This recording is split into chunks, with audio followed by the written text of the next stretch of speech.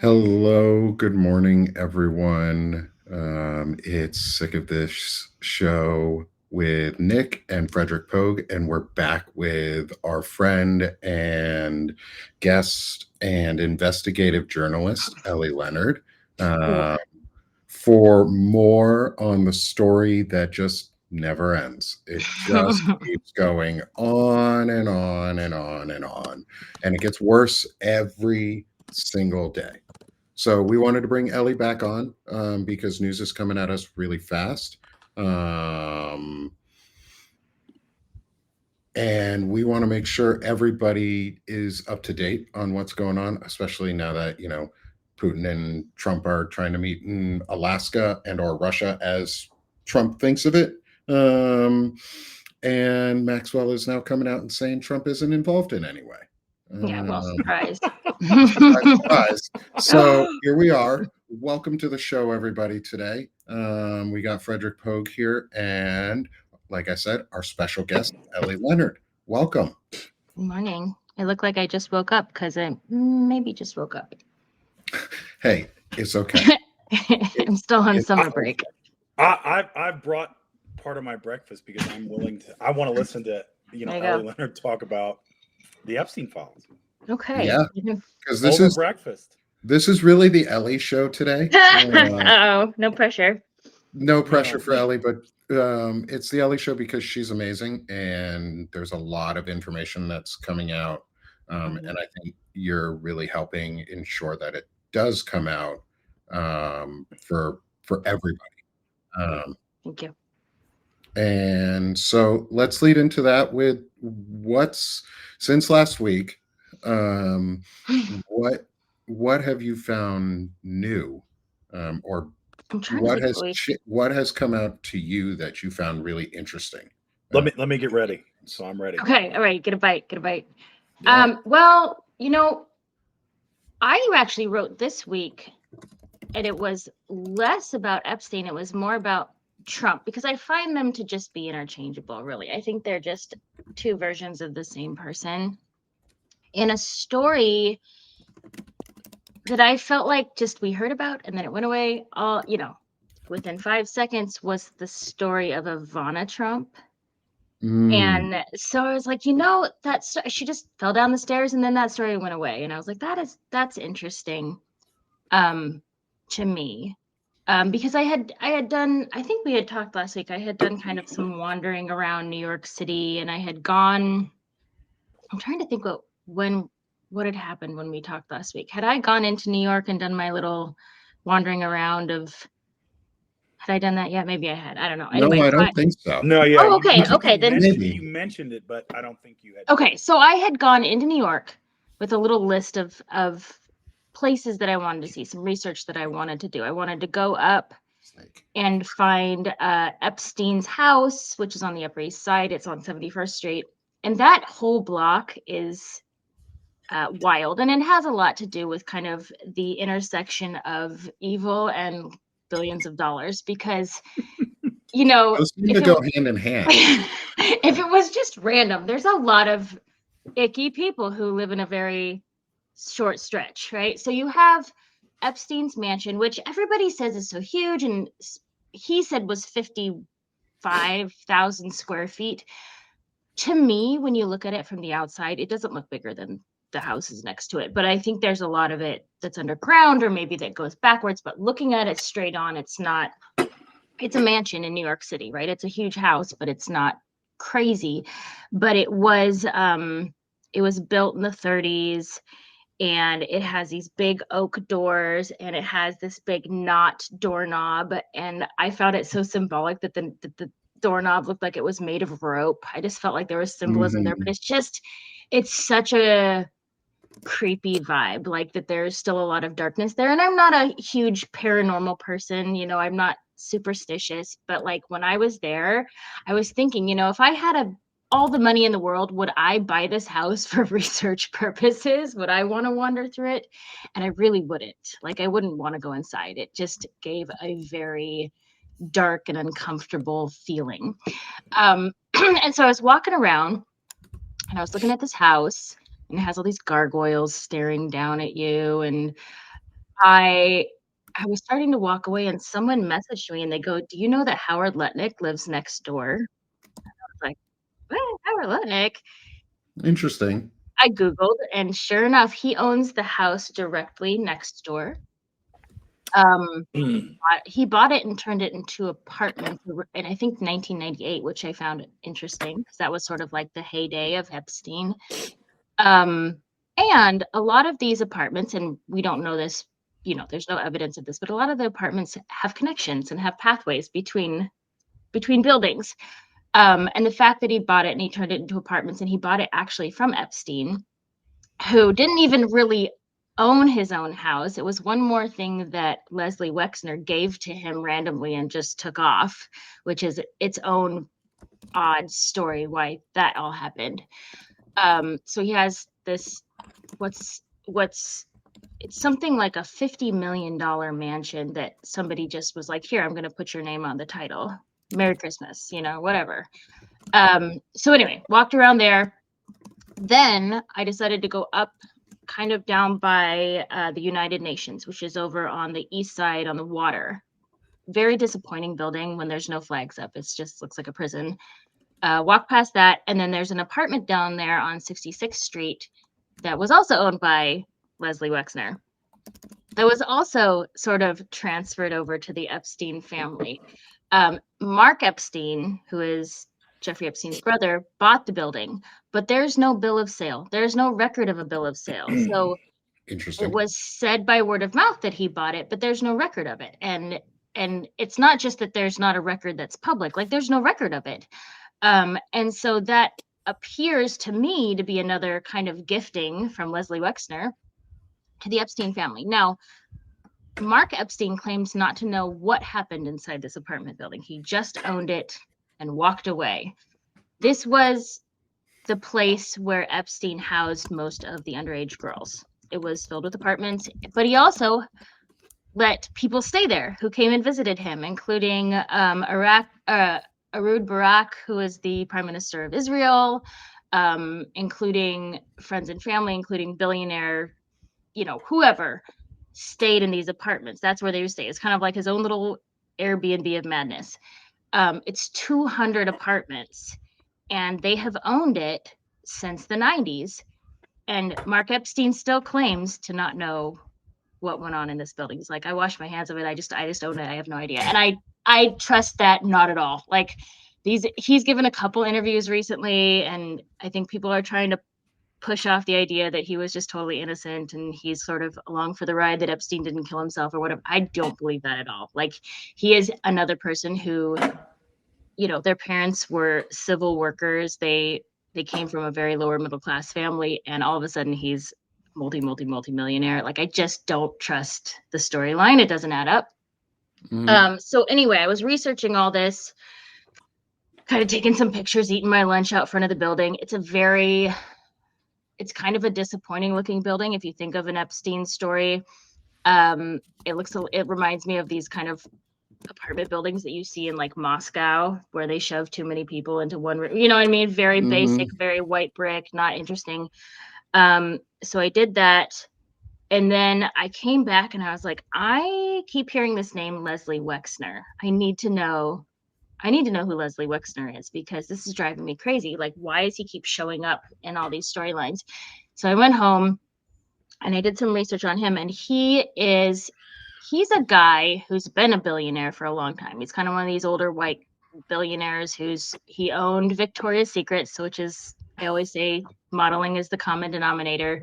But he owned like Bath and Body Works. He just owned all these kind of subset companies like Abercrombie and Fitch, and like all these companies from companies.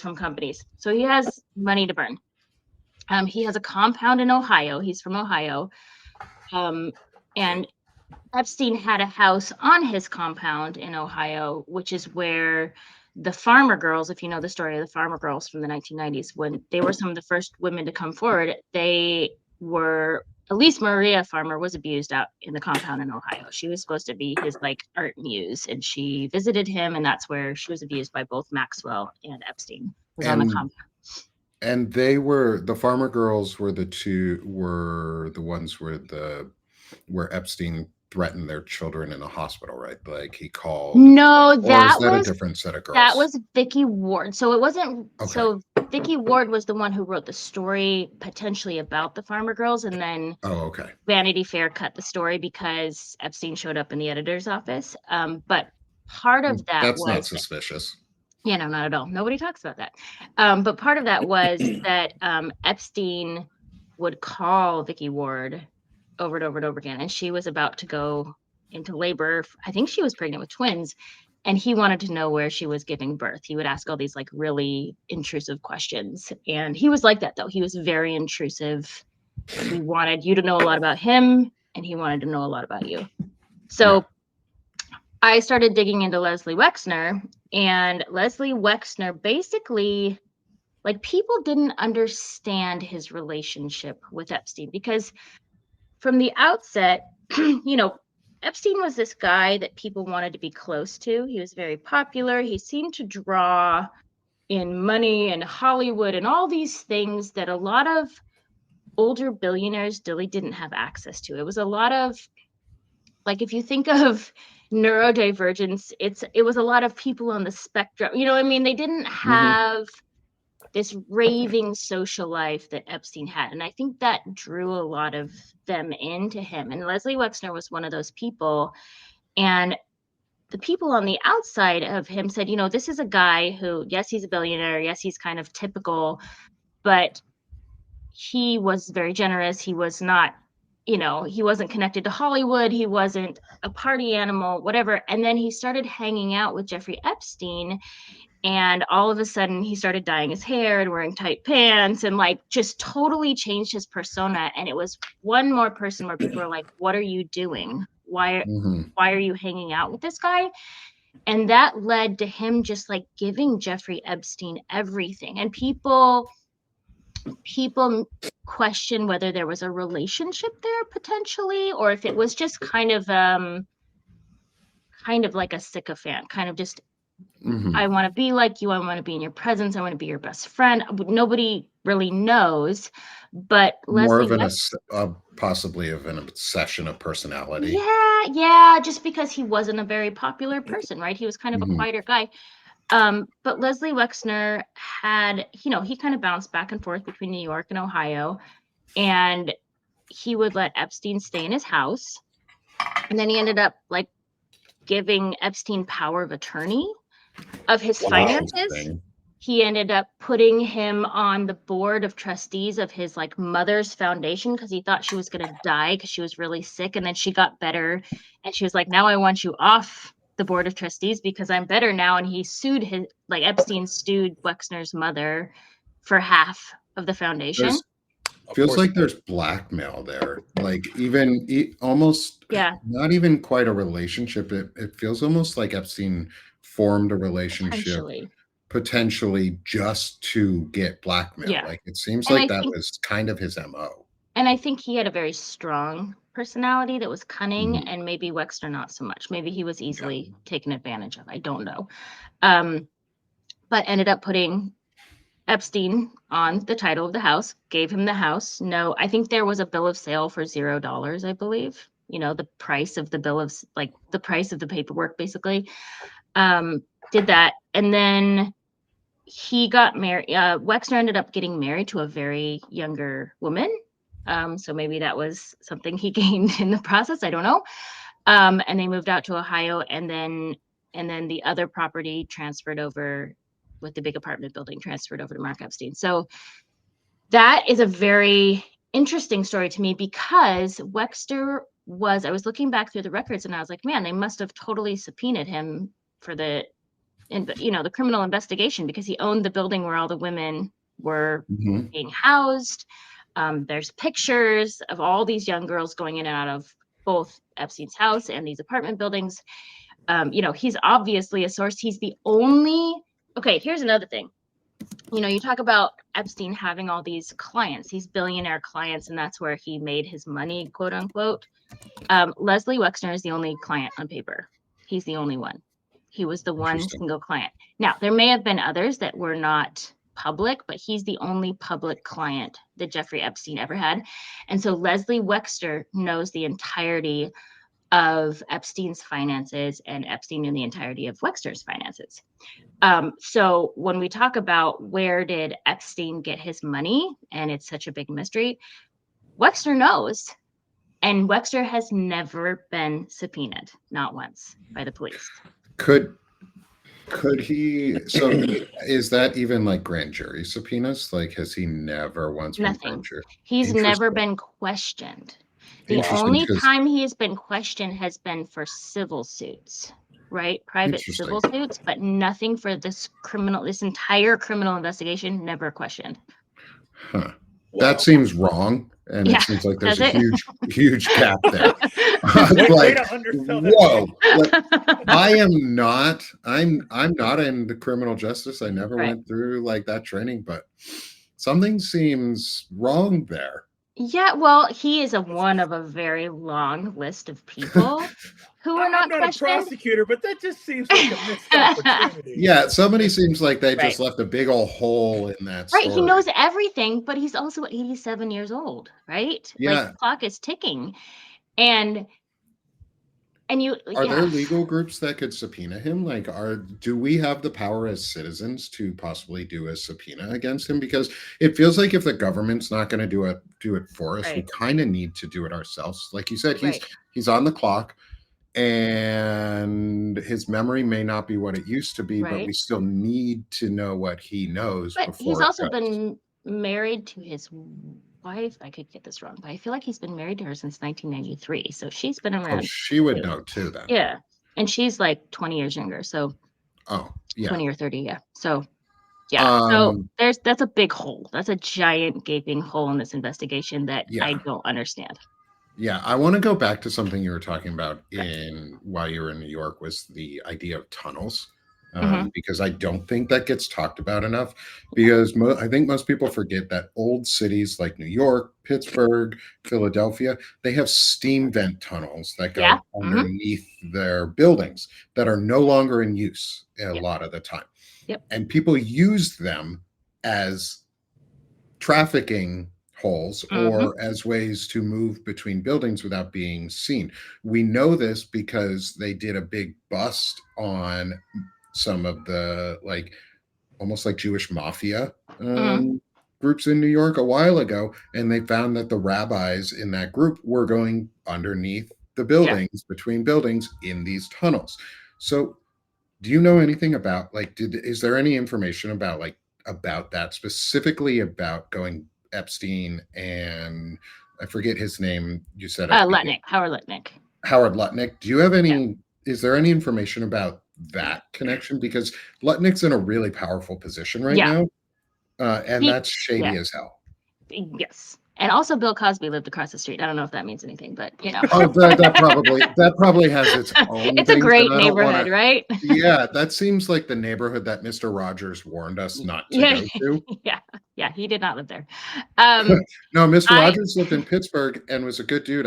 He walked across Carnegie Mellon's campus every day. I actually recorded some audio and stuff for local rapper in the same studio that Mr. Rogers filmed in.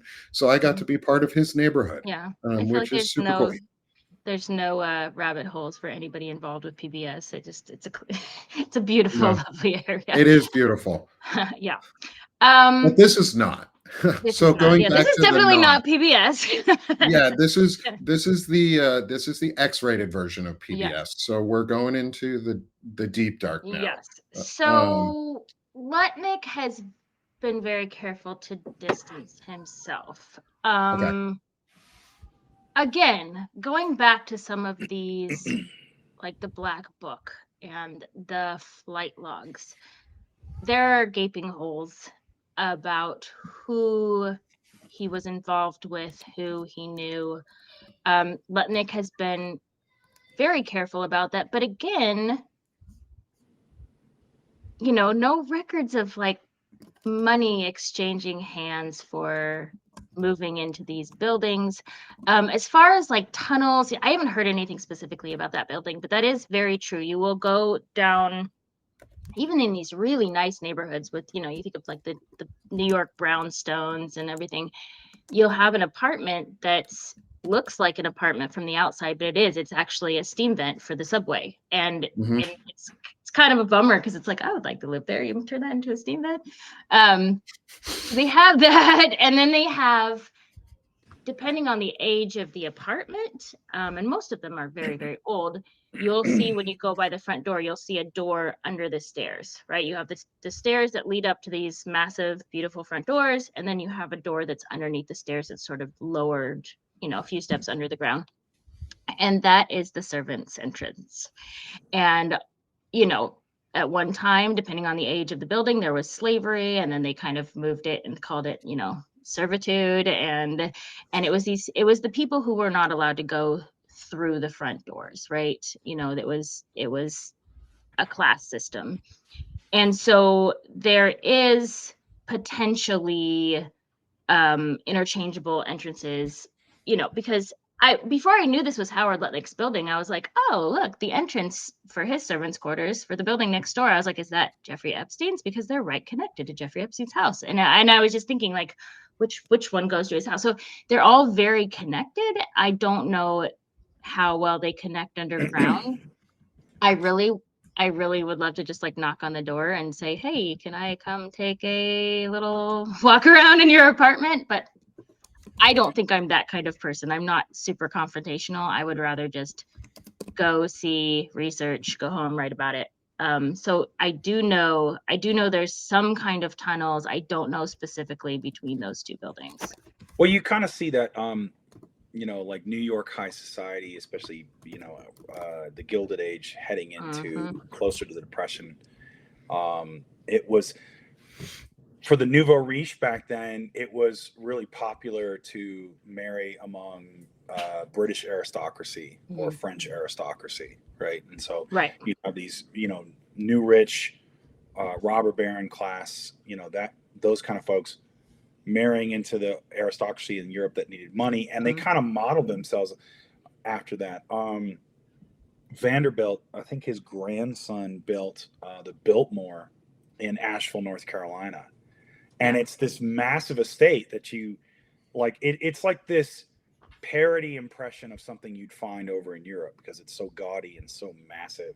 And as you walk through it, everything in it is, he's got portraits of Frederick the Great and this and that. And I remember as I was taking the tour, because I used to live in East Tennessee, my mom wanted to go visit it. And I remember it was somebody like, plastering a bunch of sports memorabilia like today, right? As you walk through somebody's house, it's like, this was Deion Sanders, like, Super Bowl ring that I got from it. And this is Kareem Abdul-Jabbar's basketball from, Game 7. And so that would absolutely have been the case, is like, there would have been private entrances for servants' quarters. And, so whether there's steam tunnels or not, I mean, essentially, as soon as you told me about they turn it into an apartment complex, it's like, oh, so the sex worker house was next door. Right? Yeah, right. And there's no record of that. Jeffrey Epstein at a party. That's exactly what I thought. I was like, oh, that's really convenient for him. He can just pop him next door, because you could do it in reverse, right? It's like, so you have the girls come over to entertain, they come by a separate entrance, right, and then they, and there's so much of these houses that's below the surface, it's behind it. I mean, it doesn't connect to the other side of the block. So there's a whole back area of the house. It's inaccessible for us as humans. But there's also Lincoln. Sorry to interrupt, Ellie. Yeah, there's also Lincoln to like the brothel ownership and things like that of Fred Trump and the old Trump family, because this sort of this all feels like it's been connected for a really long time in very different ways and across different generations of the Trump family. Because Fred came up with this, or Fred thought of a theory, and I want to get your thoughts on it, was that the entire Trump business is a front for a brothel, basically, and sex trafficking. What would be your thoughts on that, with the way that this all connects and like the movement of these people and Trump's money. He keeps getting rescued every time he fails. His Right. businesses all suck. Every Yeah. single business he has fails. Yeah. But the only ones that have ever succeeded are the ones around real estate management and girls and Yeah. pageants. Yeah. And They- that screams Mhm. gross to me. Like that's like child predator I think it's just, gross. again, I've said this my whole life, is when you hit a point financially, money and power, Mhm. you cease to be human, basically, right? Yeah. When you get to a point where you're given so much, you stop understanding how to get a parking ticket. You stop understanding how to stand in line for things. You stop being a member of society because you start feeling like I am owed ABCD, right? Oh, Mhm. I've seen it on smaller levels when I worked executive protection. Like, Mhm. yeah. Yeah. Yeah, you Like see it people in the don't, you CEOs can and see the the nicest person in the CTOs. world who gets famous, and then all of a sudden you hear a story about them going, don't you know who I am, right? You cease to be a contributing member of society who has empathy towards the person standing next to you, right?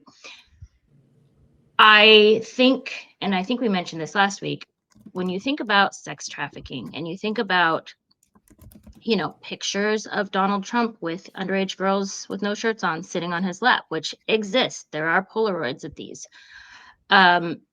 I don't think he understands that that was bad. I think he understands that he doesn't want to get caught, and he understands there's a consequence for it, but he doesn't understand that it is wrong to do in the first place. And so I would say when you get to these levels of having massive,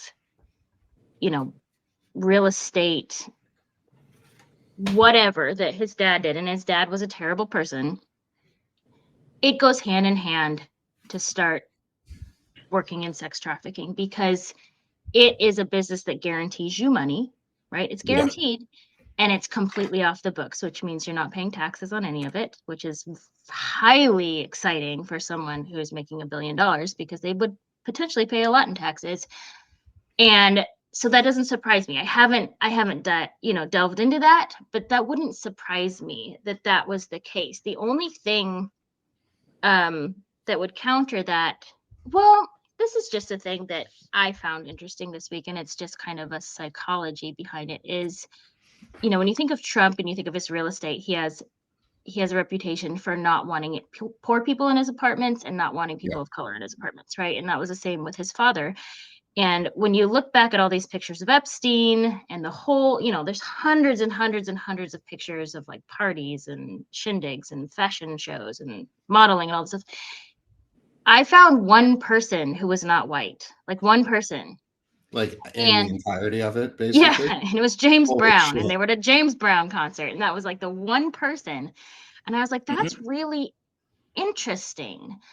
Because if a person wanted to go into sex trafficking, like he, I don't know. I just found that really interesting that there was no diversity in the people around him, around Trump. And I mean, it says a lot about them, but like, I don't know. I just found that really interesting in the world of sex trafficking to Well, stay in this kind of wealthy it makes white.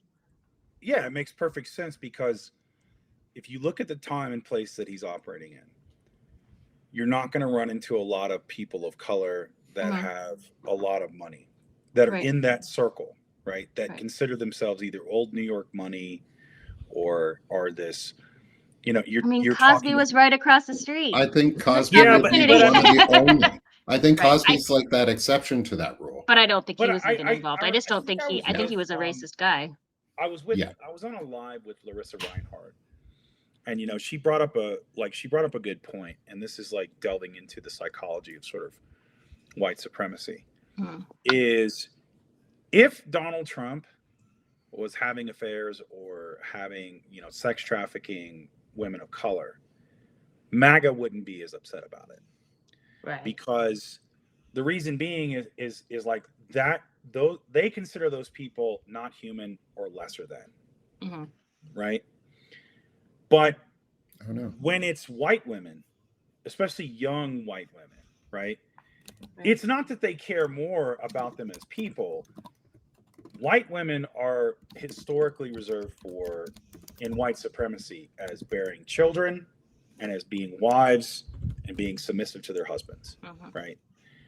What you've done by turning them into prostitutes is you've taken that away, that virginity, that sort of purity of the white womanhood, away from other white men.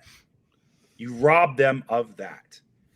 And so, like, the twisted psychology of them is like, you can do that to women of color, you can't do that to white women, right? And that's why they're furious about it. But then the clientele, that's what they want. But again, they might go after, but you're talking like Slavic women, or you're talking Eastern European women. You're talking, there's that little bit of exotic thing, and they're not quite, they're white, but they're not white. Yes. They're not lost white. They're Which a is little funny because bit, the Slavic women are more white. A little bit different. And so you're not going to see people of color in this. You're not going to see, like, because they're not afforded the same entry into those social, like, entertainers are fine, right? But you're still not in the club. You're still not, you know, you might be. Well, and it's interesting because a lot of these girls, especially the ones that weren't pulled, you know, from overseas, were very poor. They were in foster homes. They were, they didn't have supervision, right? They didn't have money. They may not have had a stable means of eating 3 meals a day. And so to only pull white girls from that group is interesting because there's a lot of people of color in that group, right? There's just statistically a lot of people. And so it's just, but I think it's that appeal to the older white billionaire, you know, it's a fantasy. It's a niche. If you look at it, as a niche service and product for a niche clientele.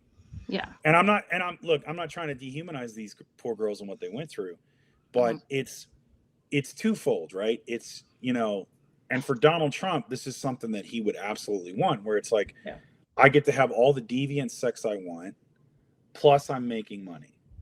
Right. And like, to your point, it's like, it's not taxed. You're getting into elite-ish circles. You're held at arm's distance, right? Because, you know, I find it interesting where it's the same thing with, you know, Epstein's brother. Oh, I didn't know anything about this. It's like, okay, I've been in business. I've been an entrepreneur. Everything down to the penny is laid out. What you're going to do, how you're going to get a return on investment, what you're selling, why you're selling it, you know, what's the, you know, 5-year projections, X, Y, and Z. Right. At the bare minimum, you may not know everything, but you know what I do in business, right? There's no. So what's telling to me is there's no record.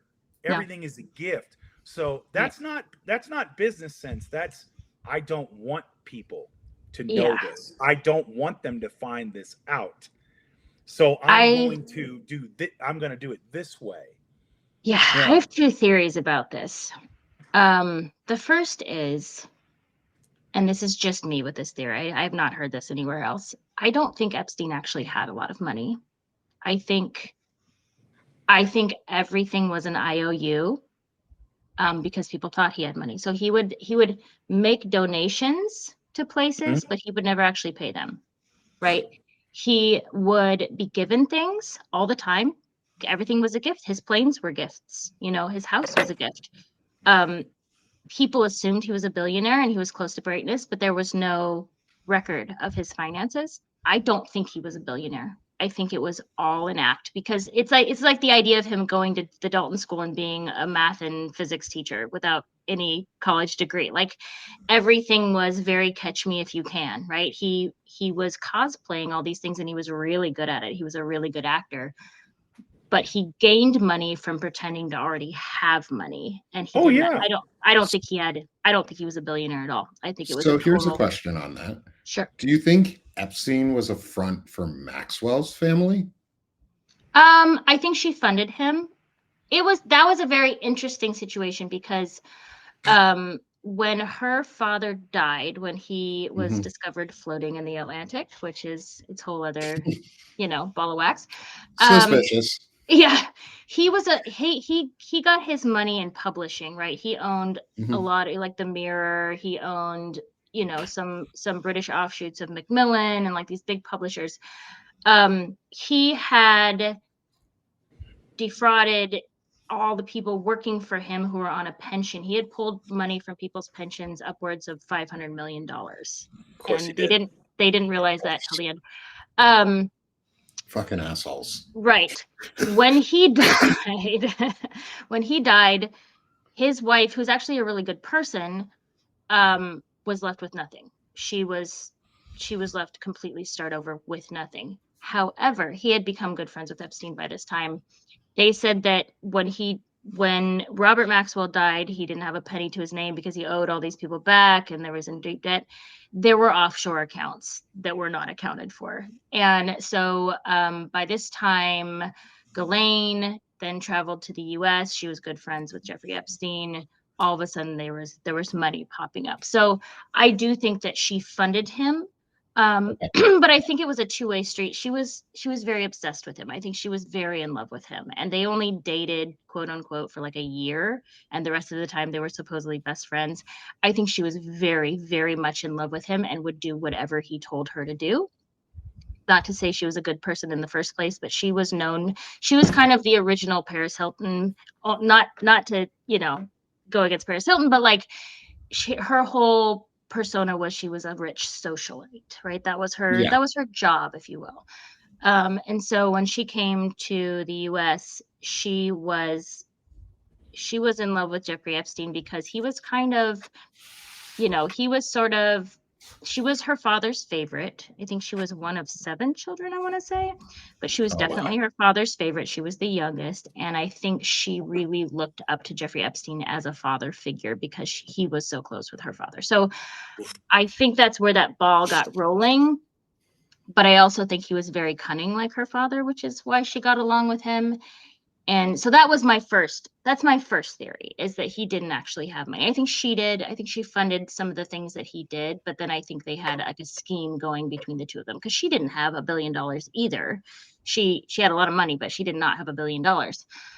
That's my first thing. My second thing, and I can't remember if we talked about this last week, but the reasoning why they're not opening the Epstein files. Like, I think it has to do with sex trafficking, and Trump very well could be in the wrong places at the wrong times doing the wrong things. I think it has to do more with money. When Mhm. you look at all these receipts that are $0 and IOUs, and thank you very much, handshake, nice, have a nice day, goodbye. Um, that if that was opened up and fully investigated, that would take that would bring down New York City, right? Like, I mean, at least New York City, um, as far as I the think it would financial bring a sector. lot more down I than that. do. Oh I yeah, do. I think it would move over to Washington. I think it would do, potentially London. some Hollywood, but like New York is fully funded by these donors, these Mhm. massive billionaire donors. And I think most of that money was probably corrupt.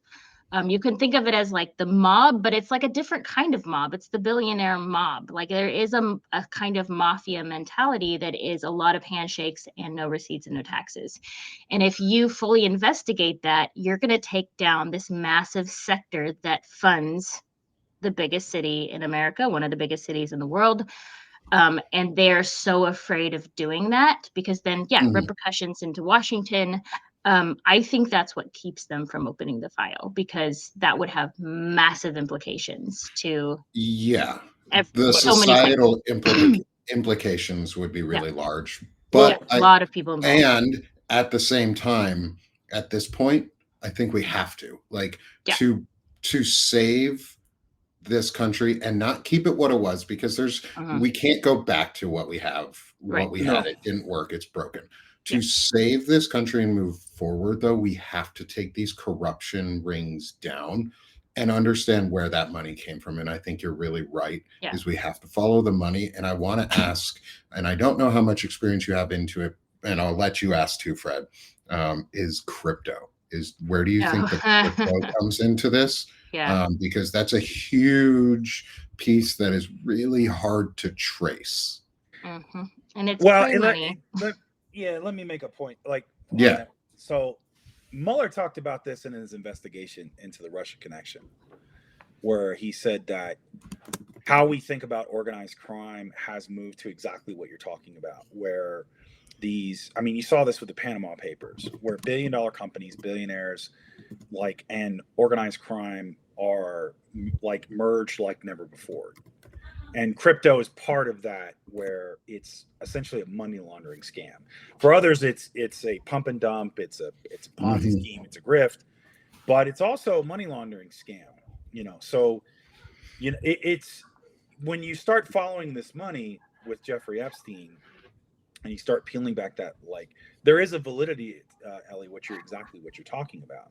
I mean, it's been documented in investigations that have been, sort of like, oh, don't look over here, or it got exposed with the Panama. Yeah. All the news about crypto is always about corruption. Well, and you just see all the people who are at the top of crypto. Like, it's all the same people, and it's all from one side, Right. And where are they going in the end? They're all going to jail. They're all fraudsters. Like, it all leads back into... It's this kind of progression of fake money too, right? Like, we started out with actual real paper money coins back in the day, and then we moved over to money on paper, and now we're moving over to pretend money, right? Yep. And when something's pretend, you can make it worth as much as you want, or as little as you want. You can say you have as much as you want, because it doesn't actually exist. It's not a real thing.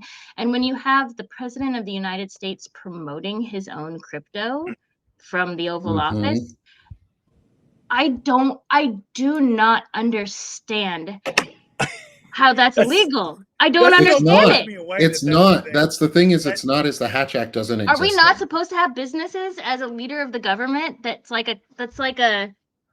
crosses the line. Supposed to be protecting the U.S. dollar? Aren't you supposed to be protecting the interests of the United States? You can't faithfully uphold isn't his face on the crypto? Doesn't he have his own crypto? Yeah, it's the crypto's tag is DJT, just like his freaking business for Truth Social. It's DJT on the stock market. Like, well, it's all DJT. It's all about him. It's all to your about point Trump. Before, and this is kind of interesting with Epstein. And I think where you're right is he was kind of faking the funk, Ellie.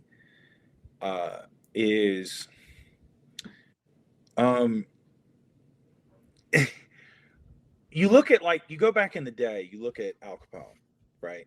What took Al Capone down, right? He flaunted what he did, and he flaunted the money he made from organized crime. He thought he was untouchable. Charles Luciano lived very differently in New York, right? He was, he had a modest home. He paid taxes because he said he won in gambling in Atlantic City. He wasn't flashy, and he ended up not going to jail. Right. But and I think there's this correlation between this, you act a certain way. Like Dame Dash talked about this and Jay-Z when they were forming Rap-A-Lot Records, right? They would go to parties and they would act like they were big deals, like they were flashy, and they were, and they said they were kind of inspired by Trump, right? They'd act flashy, think they're doing a big deal, and people said, "Man, they must be doing big things. Look at all the things they're doing." Right. And it was I can't remember her name, but it was not too long ago. It was a couple years ago. It was the woman who was pretending to be an aristocrat. Oh, right, a socialite. Yeah, and she got arrested because it was, it was like, oh, it's fraud. But again, she was a young woman and she took people for money.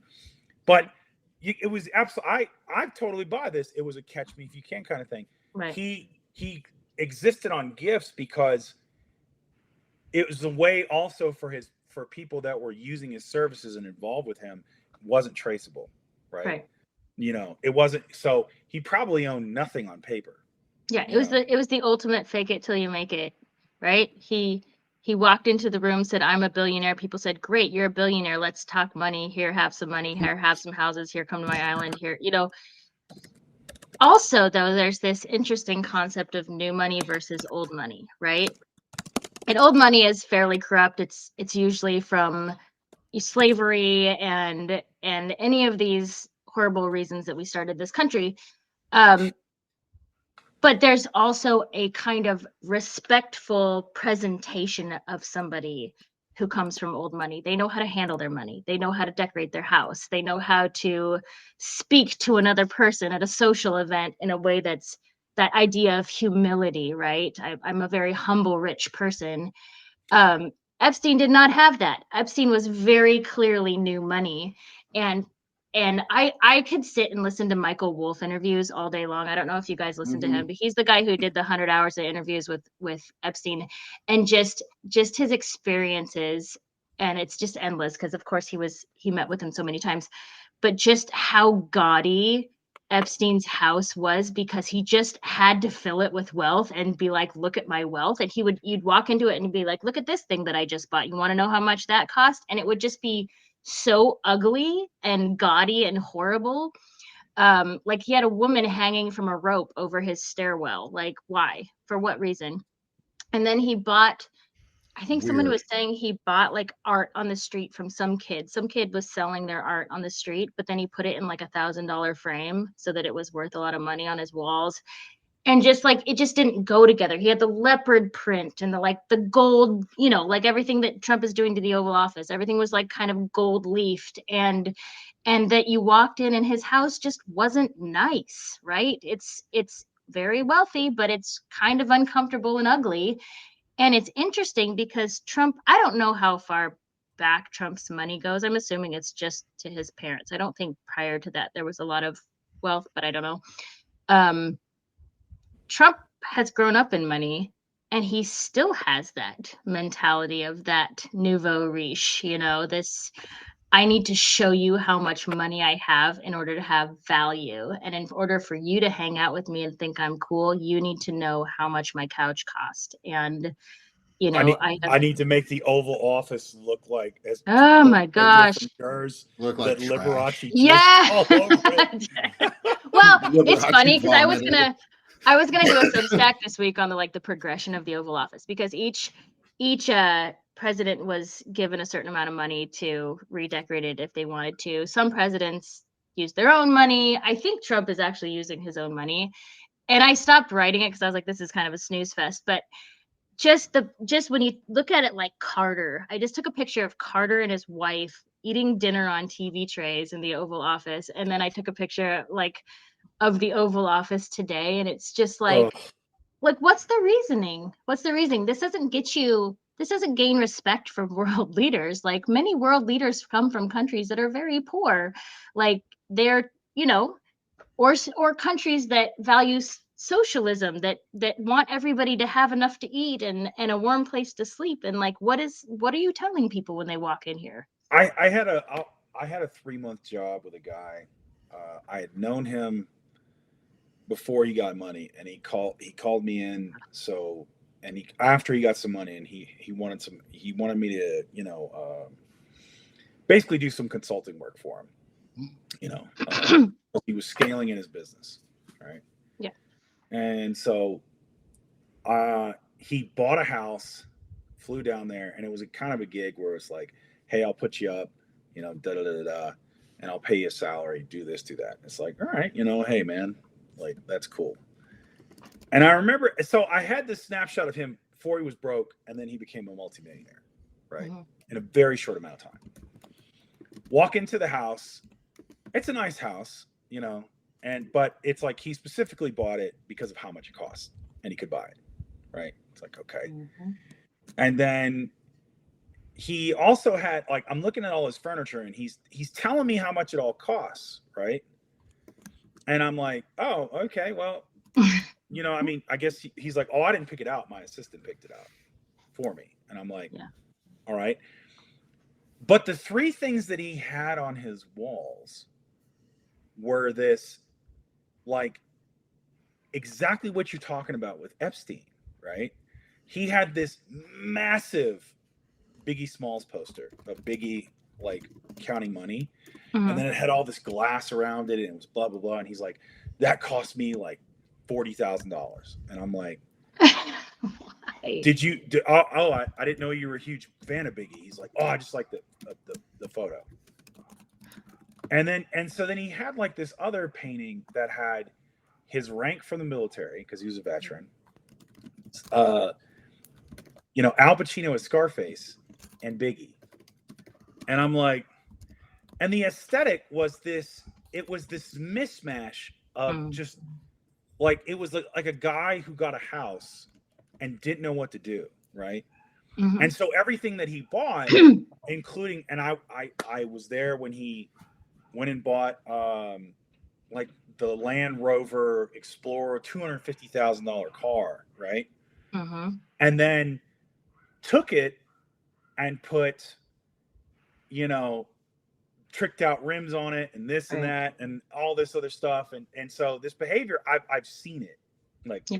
It's like if you gave a little, it's like a little kid's bedroom. If you just let a little kid completely control their bedroom. Or you go out to eat with the guy and it's, well, we got to go to the most expensive steakhouse and I got to order the seafood tower. And I'm like, and I tell him, I was like, like, it's okay if you go out and you just get, he's like, yeah, but I can afford the most expensive stuff. Yeah, go to Applebee's, dude. Well, I mean, it's one thing if you want to buy quality, it's like, but right. I've had but the thing about it to me is like, this is the house you live in, and there's no sense of like personalization and taste. There's no sense of self, right? Because that's never been developed. Because it's, what I realized is the guy was simply just chasing money, and then when he got it, it was like, well, this is what I've devoted my life to, right? So now I don't know what else to do except spend it to show, hey, look, I made it. And so, yeah, man, you're impressing like the plumber that comes over and goes, wow, that's a big poster. Right. But who cares? Right. It's that idea that statistically people who win the lottery go bankrupt, right? Mm-hmm. Because if you don't know how to handle, like, I mean, I think about that too. Like, I don't have money. Like, I have never really had money my whole life. Like right before I logged on here, I got a note. There's like, your bank account is below $0. Please transfer money. You know what I mean? Like that's pretty typical. But it's that idea of when you get a big paycheck, it's kind of like you have this like gut fear because you're just like, I don't want this to go away. And I don't know. I feel like you lose the fear when you're given a bunch of money, you lose the fear and you just spend it like it's never going to go anywhere. And when you talk to actual people who've been billionaires their whole life or generationally or whatever, they don't generally, not a lot of people, you'll find out that people are very wealthy and you'll be like, man, I never knew they were wealthy because they live in a normal house and drive a normal car. And that's because they know how to live with money. They don't spend it like it's going out of style. And so for everybody watching this right now, Ellie Leonard on Venmo, send her $1. Send me $1. Buy her a coffee. Buy her coffee. Send her at least $1 because no, here's my goal. This has always been my goal because I don't want you to get an overdraft fee, Ellie. I've got 24 hours. No, I always think about this because I'm an overthinker. I think 10 years ahead about everything. That's just how I've always been. I'm a planner and I can't focus on today ever. I think about what would I do if I was wealthy? Like, what would I do? How would I not be changed? Because I have friends who have been changed by money and it's really sad for me. They're still good friends, still good people, but like definitely changed them and their priorities and what they think they're owed in life and how they treat people. And just being I've seen that too. How to be so cognizant if you get $1 million check in your bank account, how to be so cognizant about who's not eating over here, right? Who in your life is struggling to pay their rent, right? And never forgetting that. And the one thing that I think about constantly, and it just matters to me, the whole world doesn't know about it, but like my dad's hometown is very small and it's where he grew up. It's where my cousins and I all grew up every summer and every Christmas. Like it's kind of your quintessential rural small town, every kid is at the pool in the summertime kind of a thing. And they don't have money. Like they have crumbling sidewalks, if a park needs fixing, it's going to be a decade before the park gets fixed, kind of a thing. And they have had a pool that's an outdoor pool that, like, this summer, half the summer, kids couldn't swim because there's a leak in the pool and they don't have enough money to patch the pool, kind of thing. And my goal my entire life, if I ever made it, was to buy them a new pool they can swim in the wintertime, right? Because that's the only thing for kids to do in that town is to go swimming. And then once it gets cold, they can't swim anymore. And I think about that. It's a weird obsession, but I think about this swimming pool in Fort Benton, Montana, and replacing this pool. And that's like the only thing I would do with my money past getting my kids to college, because I know that it's a small thing, but like it would affect an entire town's worth of small children to be able to go swim get swimming lessons or whatever all year long. But I just think that like people get that check and they immediately think of like Bermuda and like a new car and like, all these things. But I don't know. Anyway. Well, Ellie, as Nick and I are former veterans, we can absolutely tell you there is a solution for that winter swimming problem right now that they're not thinking of. Okay, tell me. Suck it up. Yeah, buck up. You can do it. Okay. It ain't that cold. The problem is you ain't motivated if you ain't going swimming in the winter. Kids. Have you guys been to Central Montana? No, I grew up in Vermont, so I do know that. I do know what cold. Okay, feels East Coast cold is not. Okay, No, I know. When we moved to the East Coast, people go, "Are you prepared for the winter?" And I was like, "Yeah, I think I'm prepared for the winter, guys." Like, this is a place where the river, like the Missouri River, freezes all the way down, and so you still have the river flow, but it's frozen, so it just becomes this ice pack that just builds and builds and builds, and like. It's the place where you take the pot of boiling water and throw it in the air and it comes down as snow. And like, that's 8 months of the year. It is so cold. All I'm hearing is you didn't cut a big enough ice hole in the river to make a swim. There's no water. There's no water underneath there. Well, you pour the hot water in so that your pool gets a little bit bigger. There's a Russian kid named Dmitry right now that's training. Yeah, Siberia is the only colder place. This is the coldest. Like, until like 2 years ago, Havre, Montana had the coldest place on record, at least for the U.S., but I think more than that. But they had a negative 100 at the train station, which is totally normal for Havre. Like, that's a normal temperature. But like, I think they got beat a couple years ago by somewhere. But like, they held on to that for a good 50 years. It was cold. That's nuts. Okay, so we're at the top of the hour, and I want to make sure we respect Ellie's time. So we're going to wrap up today. Ellie, we'd love to have you back again because this is awesome. Yeah, love it. Also, if you have time on Saturday and or Sunday, Frederick Pogue, Lawrence Winterman, and I are going to be launching a new platform and new network with a 24-hour live stream. Oh my God. I don't know if I have 24 hours, but you don't need to be there for 24 hours. But we would in. love to have you pop in and discuss the Epstein files with us and discuss where you think this might be going, because we could give you pretty much all the time in the world that you want or have to just unleash. Because these need to come out. The truth needs to come out because it's dark, it's disgusting. Yeah. And there's something rotten in our country that needs to get, as I said in a poem a long time ago, abscised or cut away from the country. Like, you need to abscise it and cut it away. Like, it's medical. Like, we need to heal a wound in our country, and that is this corruption, and it needs to go away. And from that healing, we can then grow and progress. So I'd love to have you back on, Ellie, because you're amazing and you have some incredible things to say. And there's a lot that has come out of this discussion today. I'm so glad that we got to have you. Ellie, do you want to plug yourself before we shift into our closing credits for the day? Sure. Well, I am on Substack, having a great time. You can find me under the Panicked Unpaid Writer or just Ellie Leonard. I'm on there as Ellie Leonard. Anywhere else on social media, I'm under Red Pencil Script, which is my side hustle. That's my business, my small business. And then ellieleonard.com is my writing website. And then give them your Venmo too. Like my Venmo? I don't even know my Venmo. Ellie Leonard, I don't know. I tried posting it one time and then I felt all weird and took it down. We will make sure. We don't And if want you, Ellie Leonard to get an overdraft. So Yes. you can Yeah, that's Yeah. probably a do good a idea. paid sub. Do a paid sub. yeah, become a No. paid sub for Ellie. Become a paid sub for Sick of This Shit with Nick. Become a paid Yes. sub for Missives from a Middle-Aged Man. We all would love it. Ellie first. Um, Nick's Ellie second. first. Ellie's Oh, got thanks, an guys. And overdraft fee to I dodge. always, I find this really important. I always keep my articles free because I have gained so much from being on Substack, and I get so much great feedback from people, and people will give me ideas to go, go research. And if I miss something, I'm always like, tell me if I missed something or got it wrong. I need that. Like, I'm a writer. I just want readers. That's why I showed up here. Before I was doing this, I was writing books and feeling very depressed about it. And so, like, this has been really great for me. So I will always keep my articles free. If you want to be a paid sub, I'm really, really grateful, but you don't have to be a paid sub.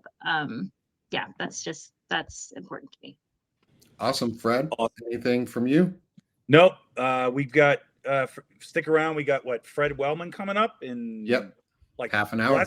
Less than a half an hour. Just about half an hour we've got. So that leads perfectly into in just about half an hour at 12:30 Eastern time. We're bringing Fred Wellman back on for our second vet talk with him. It's Fred and Fred. It's going to be the Fred show with Nick because we got a lot to talk about there. And Ellie, I can't wait to have you back. Yeah. This was so much fun again. Please, everyone, come join us in half an hour for another show. We're going to stream that one again on Substack, YouTube, and TikTok. So thanks everyone for joining on Substack. Thanks everyone for joining on TikTok. I see all y'all. I see the folks going. Hasn't been too much chat yet, but this is our first time there. So let's go have some fun. Let's go have some fun. Let's go stop being sick of this shit and let's start doing this shit. So before we say bye, everyone in the chat, if you want to stick around, there's going to be a 2-minute surprise again here for closing credits. There's no actual credits, but a closing song. It is a piece of music that I wrote years back now and was performed by a friend. I will not give credit or name yet because I've not asked them if they would like their name exposed on this. But it is a composition that I wrote. It's a piano solo piece, and I think it fits in with the mystery of the Epstein files today. So I hope you all enjoy. Stick around for the next 2 minutes, and we'll see y'all again here soon. Thanks, everyone. Thanks, Ellie. Bye-bye.